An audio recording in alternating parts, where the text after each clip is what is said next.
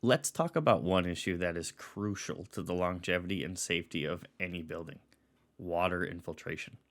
Water infiltration occurs when water enters a building through gaps, cracks, or other openings in the building's envelope, such as its roof, walls, or foundation. Why is preventing water infiltration so important? Well, first and foremost, water infiltration can cause serious damage to a building. It can lead to rot, mold, and deterioration of building materials such as wood and steel. This damage can compromise the structural integrity of the building, making it unsafe for occupants. Water infiltration can also lead to health problems for occupants. Mold growth, which is a common result of water infiltration, can cause respiratory problems and exacerbate conditions like asthma and allergies.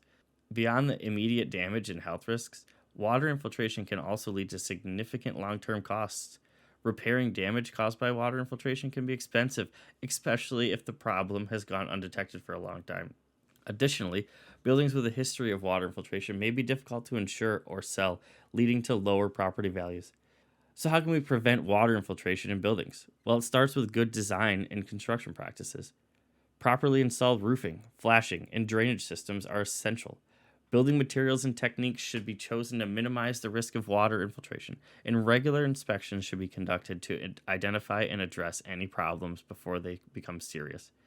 In conclusion, preventing water infiltration is not just an important aspect of building design and construction, it is essential to the safety, health, and longevity of a building.